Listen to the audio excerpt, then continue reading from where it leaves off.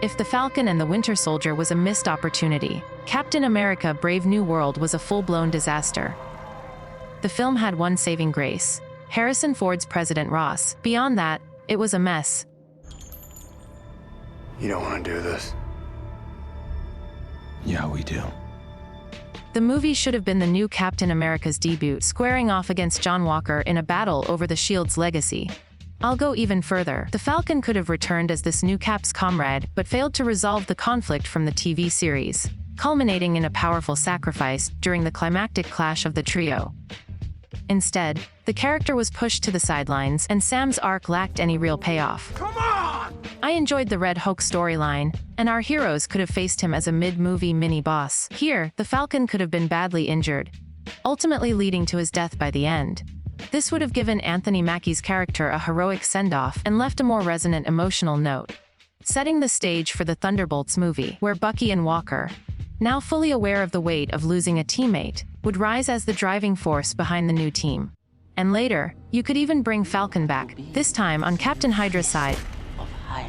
That would be seriously cool. Who wouldn't want to see it play out?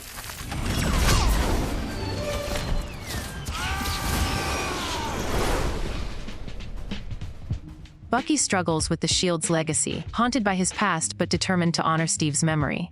John Walker returns, obsessed with reclaiming the Shield, leading to a brutal clash that mirrors Civil War's ideological conflict. This only deepens by the end of the movie.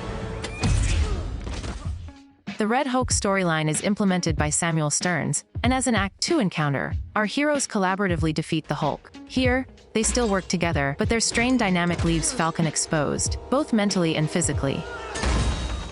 Sam sacrifices himself to save Bucky from Walker, cementing his legacy as a hero who knew when to let go. Bucky and Walker look at each other with uncertainty about where to go next. Instead, we got a film that felt like it was made by a committee. Safe, solace, and utterly forgettable. I know this feels like a bit of an echo of Civil War, but if we had scaled it down to focus on these characters, and given it a more intimate fight than the Germany airport battle, it would have worked pretty well. Not to mention the conclusion that could avail in the upcoming Avengers films related to this. It would rhyme perfectly. Again, it's like poetry, so if they rhyme, every stanza kind of rhymes with the last one. Thunderbolts could have started with an action scene where Bucky is in deep trouble and Wyatt Russell shows up at the last minute to save him. This should have been done smartly, and should have felt earned. After all, these two had been at odds for some time, and were grieving the loss of a friend.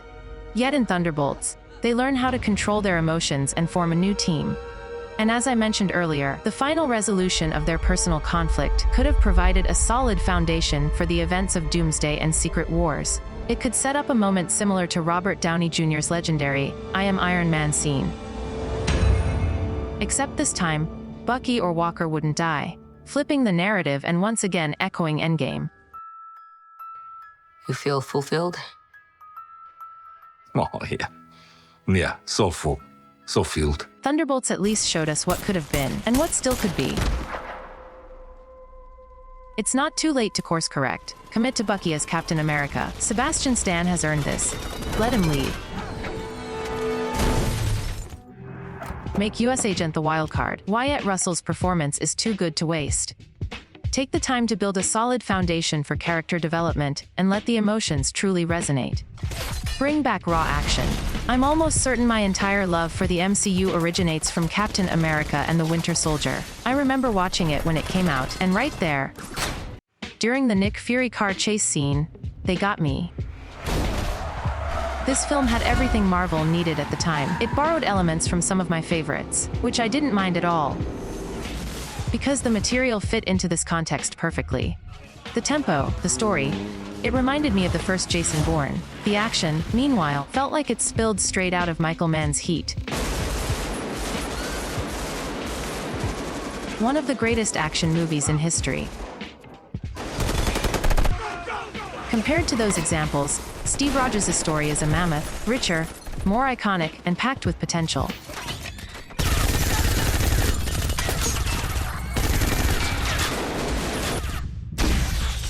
And dear movie lovers, this is exactly why I believe there's still so much more that can be done with it. And I almost forgot, do something meaningful with Falcon. Keep him or not, but don't waste Anthony Mackie. He's a great guy who's earned it. That was worth the wait kind of arc. Give that to him.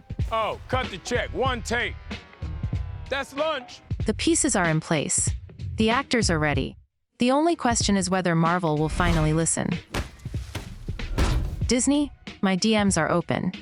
Just trying to be funny again. Which is certainly pointless, we all know my jokes are horrid. Still, please give a thumbs up for this video. To those who stayed till the end, and even those who didn't, keep living lush, keep loving cinema, and I'll see you next time.